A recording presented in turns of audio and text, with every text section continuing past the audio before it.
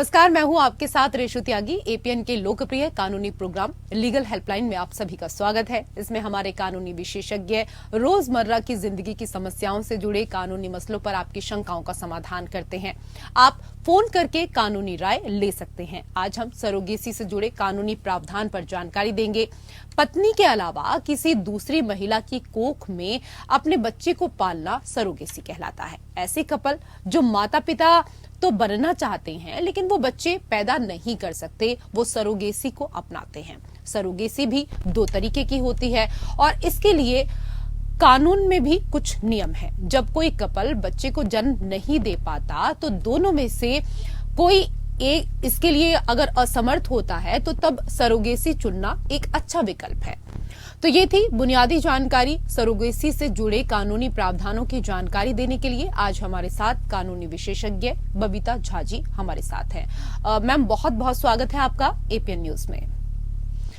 तो आप फोन करके इस विषय पर ज्यादा जानकारी ले सकते हैं। आज हम सरोगेसी को लेकर आपको जानकारी देने वाले हैं। कानूनी जानकारी के लिए आप कॉल कर सकते हैं। दो नंबर आपके टीवी स्क्रीन पर हैं, 012061279337 और दूसरा नंबर भी आपके टीवी स्क्रीन पर है 012061279338। दोनों में से किसी भी एक नंबर पर आप सरोगेसी से जुड़ी कानूनी जानकारी के लिए कॉल कर सकते हैं।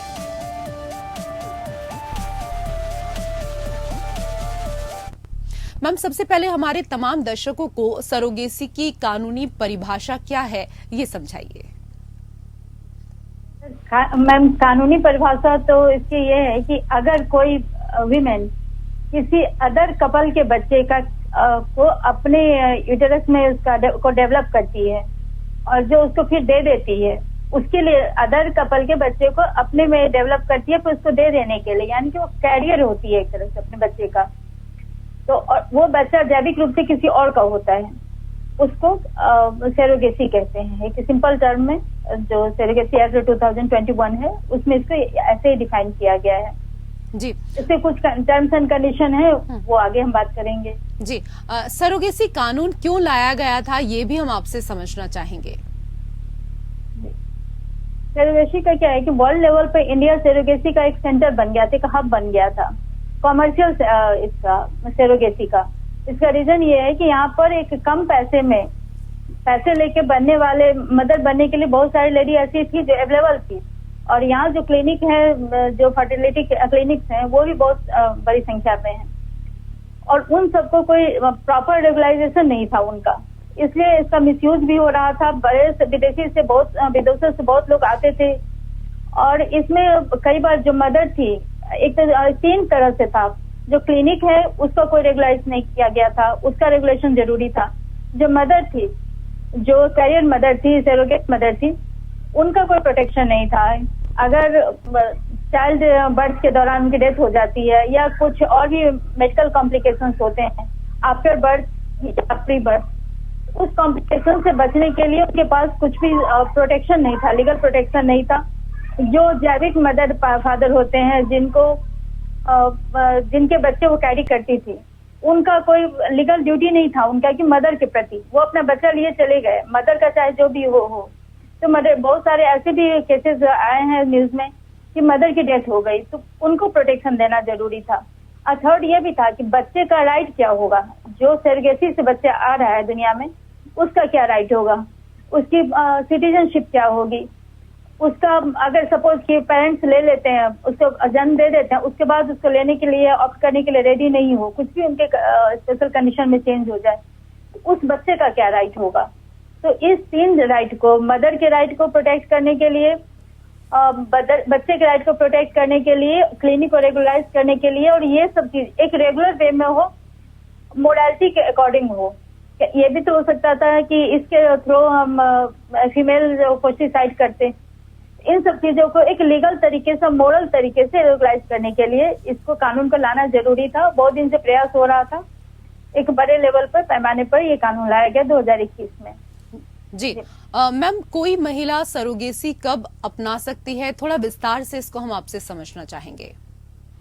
मैम, इसमें थोड़ा सा कंट्रोवर्सी हुआ है। 2021 का जो एक्ट है, उस एक्ट ने कहा कि जो कपल है वो अगर मदर बनने के लिए ये नहीं है, कैपेबल नहीं है पेरेंट्स बनने के लिए, तो वो इसको ऑप्ट कर सकते हैं।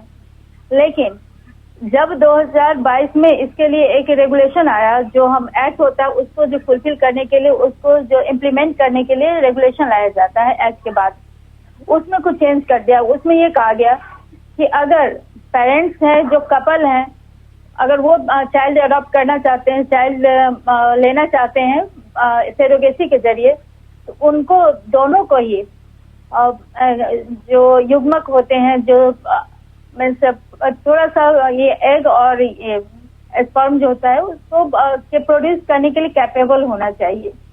और इसी बात पे एक कपल ने दिल्ली हाई कोर्ट में डाला है कि इस साल डाला है ये पिटीशन कि उन्होंने फर्टिलिटी करके, फर्टिलाइज करके अपना एम्ब्रॉय रखा हुआ था सेफ क्रायोजेनिक टेक्निक से, लेकिन उसी बीच ये लॉ आ गया, ये नया रेगुलेशन आ गया।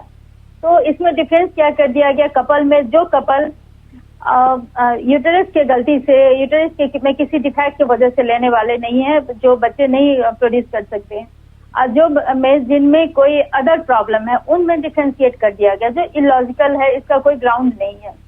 और इसी ग्राउंड पर दिल्ली हाई कोर्ट ने सेंटर को नोटिस भेजा है 9 मई 2023 को।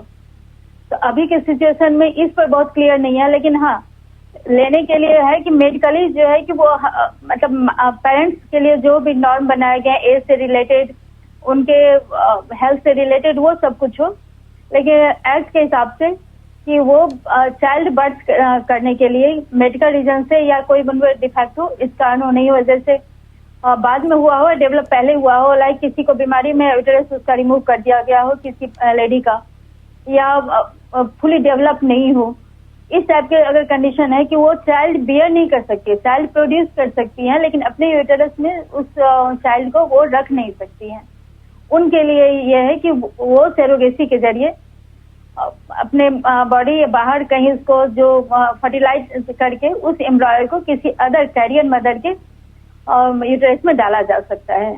अभी इसका यही कॉन्सेप्ट है, उन्हीं को परमिशन दिया गया है।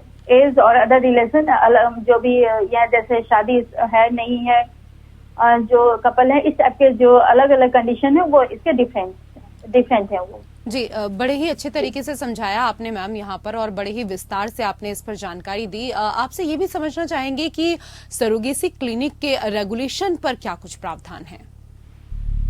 जी, अभी तक क्या था, हमारे पास जो क्लिनिक थे उनको प्रॉपर एक स्टैंडर्डाइज नहीं किया गया था। अब इन पे हायरार्की जो है, उनको एक कंट्रोलिंग अथॉरिटी बनाया गया है। एक नेशनल लेवल पे बोर्ड है, स्टेट डिस्ट्रिक्ट हर लेवल पे एक बोर्ड होगा, और वहाँ पर एक ये भी नियम है कि कितने बच्चे उन्होंने इस टाइप से प्रोड्यूस किए, मतलब उनको डिटेल होगा, पेरेंट्स कौन थे, डोनर कौन थे, सेरोगेट कौन थी, और फिर उसका रिजल्ट क्या रहा, उन्होंने किस टेक्निक का यूज किया, विथ रिजल्ट ये रिकॉर्ड रखना होगा।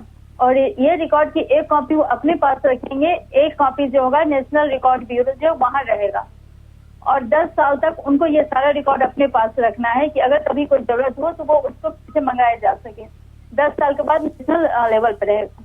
सेकेंड चीज जो आया है इसमें डिफरेंस, तो उनको एक रजिस्ट्रेशन करवाना होगा, जितने भी क्लिनिक्स हैं उनको रजिस्ट्रेशन करवाना होगा, एक ये डिक्लेरेशन देना होगा कि यहाँ पर इस टाइप का वो काम नहीं, कॉमर्शियल सेरोगेसी नहीं करेंगे, या जो लॉ को है, जो भी कंडीशन, टर्म्स एंड कंडीशन है उसे वो फॉलो करेंगे। और एक चीज और है कि यहाँ पर वो बताएंगे किसी भी कंडीशन से, किसी भी टेक्निक से वो ऐसा कोई टेक्निक यूज नहीं करेंगे अदर देन ट्रीटमेंट के अलावा, कि जिसमें ये जो जेंडर का सिलेक्शन हो, ये कुछ उनको डिक्लेरेशन देना होगा। और सबसे बेसिक चीज जो है उनको ऊपर ये सब कुछ रिकॉर्ड बताना होगा, इसलिए इस टाइप से इलीगल जो काम है उसमें कमी आएगी। और एक चीज और है, इसमें बहुत सारे नए क्राइम बना दिए गए हैं, ऑफेंस क्रिएटेड किए गए हैं जी, लाइक पैसे लेके अगर कर रहे हैं, एक बच्चे जो कैरियर मदर है वो एक साथ एक से ज्यादा बच्चे नहीं पैदा कर सकती है, या जो भी रेगुलेशन है, जो चाइल्ड ले रहे हैं उनका अपना कोई प्रीवियस बेबी नहीं होना चाहिए किसी भी टाइप से हो, तो उनको ये सारा फॉलो करना होगा, ये फॉर्म फिलअप करवाना होगा कि ये सारे कंडीशन हम फुलफिल कर रहे हैं। इसमें से अगर वो झूठा डिक्लेरेशन देते हैं या कोई नॉर्म को वो वायलेट करते हैं तो इसको ये पनिशेबल ऑफेंस बना गया है। फर्स्ट टाइम में थोड़ा सा पनिशमेंट है, जुर्माना भी है, जेल टर्म भी है। अगर सेकेंड टाइम ये होता है, इस टाइप के ऑफेंसेस होते हैं, तो कुछ ऑफेंस में उस क्लिनिक का लाइसेंस कैंसिल किया जा सकता है। तो एट प्रेजेंट जो हमारा लॉ था, एक तो कुछ ऑफेंस बढ़ाए गए हैं और ऑफेंस के लिए जो पनिशमेंट है उसको ज्यादा हार्श कर दिया गया है इस 2021 के जो एक्ट है उसके अकॉर्डिंग।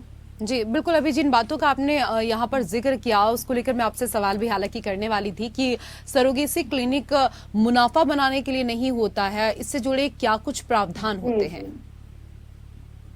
जी, ये एक बेसिक प्रिंसिपल है कि आप मुनाफा बनाने के लिए नहीं करोगे, मतलब जो आपका कॉस्ट है उसके, क्योंकि ये एक बड़ा प्रॉब्लम हो गया था। जैसे विदेशों से लोग आते थे, यहाँ किसी पुअर लेडी को उठाया, हम तुम्हें इतने पैसे दे रहे हैं, उसके हेल्थ का कुछ भी नहीं था, उसका क्या होगा हेल्थ, वो उनके बच्चों को कैरी करती थी, बर्थ के बाद वो जो भी हो बच्चे का मदर का वो लेके अपने बच्चे लेके चले जाते थे, फिर इनका कुछ भी नहीं था। इसके बदले क्लिनिक, वो जो पेरेंट्स होने वाले थे, बायोलॉजिकल पेरेंट्स, उसमें मोटी फीस लेते थे जी। उसमें क्या होता था कि एक एक लेडी कई बच्चे को जन्म देती थी, एग भी कहाँ से आ रहा है उसका भी कोई रिकॉर्ड नहीं है। तो क्लिनिक इस टाइप के बहुत जो कि कैपेबल नहीं है। कई यंग लेडी जिनका कोई अपना बेबी नहीं था वो भी सरोगेट मदर बन रही थी, जबकि अब ये रोक है, कम से कम उनका अपना बेबी होना चाहिए, वही मदर बन सकती है। तो पहले इस टाइप का कुछ नहीं था और पैसे लेके कुछ भी कर देते थे। तो अब प्रिंसिपल है कि आप केवल पैसे कमाने के लिए नहीं हो, आप एक मेडिकल क्लिनिक हो, तो जैसे अदर ट्रीटमेंट करते हैं उस टेक्नोलॉजी का एक जो टेक्नोलॉजी अब हमारे पास अवेलेबल है, इसको कहते हैं असिस्टेड रिप्रोडक्टिव टेक्नोलॉजी। उसमें कि ये सरोगेसी और अदर बहुत सारे जो हैं टेस्ट ट्यूब भी इसके पार्ट्स होते हैं। आप उस टेक्नोलॉजी का यूज करके एज ए ट्रीटमेंट कर सकते हो, आपकी जो फीस बनती है लीगल आप वो ले सकते हो, लेकिन लॉ वायलेट करने के लिए या जो इमोरल चीजें हैं उनको प्रमोट करने के लिए आप मोटे फी ले तो कुछ भी नहीं कर दोगे जी। ये एक बेसिक लाया गया। तो इसको कहेंगे कॉमर्शियल, इसको कॉमर्शियलाइज जो किया जा रहा था, हब बन चुका था, उसको कंट्रोल किया गया है कि अब केवल पैसे के लिए नहीं होगा, मोरालिटी भी थोड़ी रहेगी इसमें है सरोगेसी को लेकर। और इसके बारे में कानूनी जानकारी हमें दे रही हैं इस दौरान बबीता झा जी। मैम, सरोगेसी की मेडिकल कार्रवाई को रेगुलेट करने के प्रावधान क्या कुछ हैं? जी, इसमें जो मेडिकल कार्रवाई आप डॉक्टर के हिसाब से पूछ रही है ना? जी जी। और डॉक्टर पेशेंट दोनों, मैं पेशेंट कहना चाह रही हूँ, जो बायोलॉजिकल पेरेंट्स है उनके लिए, इनको जो रेगुलेट करने के लिए है कि पहले कुछ कंडीशन बना दिया गया है कि डोनेट कौन कर सकता है, ले कौन सकता है, और ये इसमें मेडिकल को रखा गया है ध्यान में कि अगर जैसे जो डोनेट करने वाला है, सपोज कि कोई एग डोनेट कर रहा है, स्पर्म डोनेट कर रहा है, पहले चीज तो है कि उसको कोई बीमारी नहीं होनी चाहिए। अगर मेल के मामले में, स्पर्म के मामले में उसकी एज 25 to 55 होनी चाहिए, हेल्दी यंग मैन। विमेन के मामले में ये 50 तक होनी चाहिए, उनको कोई अदर जेनेटिक बीमारी नहीं हो, इस सब चीज का प्रॉपर चेक होता है। उनको हर चीज का चेक किया जाएगा, कोई जेनेटिक बीमारी या कोई अदर ऐसा नहीं हो जो बच्चे में कैरी फॉरवर्ड हो जाए। एक तो ये डोनर की तरफ से हो गया। बायोलॉजिकल मदर जो है, फादर हैं, उनकी भी जो खासकर ये देखा जाता है कि उनका सोशल फाइनेंशियल कंडीशन क्या है, मेंटल कंडीशन है, फिजिकल क्या है, कि वो बच्चे को अच्छे से परवरिश कर सकते हैं या नहीं, क्योंकि इसमें बच्चे का जो वेलफेयर है वो भी एक प्राइम कंसर्न है। तीसरा उसको देखा जाता है जो मदर कंसीव कर रही है, जो कैरियर मदर है, सरोगेट मदर है, उसका हेल्थ का भी ध्यान रखा जाता है कि अगर वो हेल्दी है, वो चाइल्ड बियर करना चाइल्ड के लिए, उस मदर के लिए, दोनों के लिए ही सही हो। तो ये सारे सर्टिफिकेट लिया जाता है और इसमें एक फिटनेस सर्टिफिकेट भी होता है। जैसे उसको सरोगेसी से मदर बनने के लिए, पेरेंट्स बनने के लिए बच्चे वो जो ये कैपेबल है नहीं, इसके लिए डॉक्टर एक सर्टिफिकेट देता है, प्रोवाइड करता है। अभी जो दिल्ली हाईकोर्ट में कुछ देर पहले मैं चर्चा कर रही थी, दिल्ली हाईकोर्ट से जो नोटिस गया है उसमें यही इशू था कि उस पेरेंट्स को सर्टिफिकेट नहीं मिला मेडिकल, क्योंकि वो क्योंकि ये जायगोट प्रोड्यूस नहीं कर सकते थी, उनकी वाइफ जो थी, कपल में फीमेल जो थी वो नहीं कर सकती थी। तो रेगुलेशन के हिसाब से अब वो नहीं, उनको सर्टिफिकेट डॉक्टर ने इश्यू नहीं किया, इसलिए वो नहीं कर सकते थे। हालांकि पहले उन्होंने किसी और फीमेल से लेकर के एम्ब्रॉय को रखा हुआ था, देखने के लिए प्रोटेक्ट करके रखा हुआ था, मतलब प्रिजर्व करके। तो ये चीजें मेडिकल कंडीशन देखा जाएगा कि जिसका बेसिक प्रिंसिपल जो है कि किसी को भी कोई बीमारी, कोई एबनॉर्मेलिटी कैरी फॉरवर्ड नहीं हो जाए, इसलिए मेडिकली फिटनेस पेरेंट्स का, मेडिकल फिटनेस कैरियर मदर का, ये दोनों का लिया जाता है ताकि बच्चे में कोई ऐसी एबनॉर्मेलिटी होने के चांसेस बहुत कम रहें। जी मैम, ये भी बताएं हमारे दर्शकों को कि सरोगेसी कानून में किन चीजों पर मनाही है, मसलन जैसे भ्रूण को बेचना, आयात करना, विज्ञापन देना, इनको लेकर भी आपसे जानकारी चाहेंगे। जी, इसमें जैसा कहा कि ये उन बच्चे को जो एक नेचुरल चाहत होती है हर इंसान की कि एक फैमिली हो, उनके एक बच्चे हो, इसका मेन मकसद उसको फुलफिल करना है। जो नेचुरली नहीं बन सकते हैं, कुछ उनमें मेडिकल कमी है, न्यू टेक्नोलॉजी के हेल्प से वो माँ बाप बन सके, ये इसका मेन पर्पस है। लेकिन इसका पर्पस ये नहीं है कि ये कमाई का धंधा बन जाए कि हम बच्चे प्रोड्यूस करें और उसको बेच दे या कुछ भी।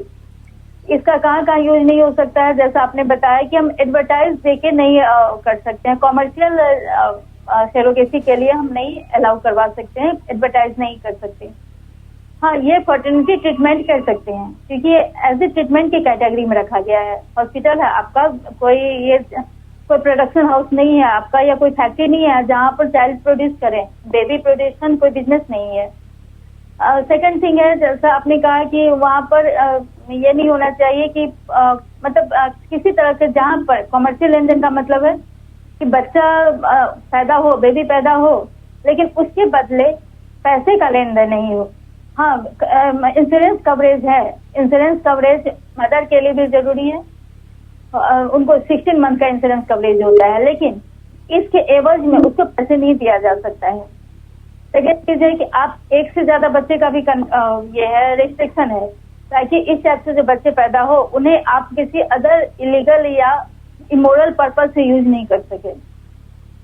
एक और भी है, जैसा कि मैं बार बार चर्चा की हूँ कि आप इसको जेंडर सिलेक्शन के लिए यूज नहीं कर सकते हैं कि इस टेक्निक है कि मुझे बेटा है मेरे पास, मुझे बेटी नहीं चाहिए, बेटी है मुझे बेटा चाहिए, बेटी अब नहीं चाहिए, इस टाइप का हम सिलेक्शन नहीं कर सकते हैं। जो हमारा जेंडर का लॉ है वो यहाँ भी एप्लीकेबल होगा। तो इसमें रिस्ट्रिक्शंस ये हैं, और इसके अलावा ये मेडिकल रिस्ट्रिक्शंस हैं, जैसे बीमारी हो गया, और अभी जो नया रेगुलेशन में आया है कि अगर पेरेंट्स जायगोट बनाने के लिए, दोनों ही अलग अलग हस्बैंड एंड वाइफ दोनों जायगोट प्रोड्यूस करने के लिए कैपेबल होना चाहिए, ये रेगुलेशन में ऐड हुआ है। इस पर पहले कुछ नहीं कहा गया था।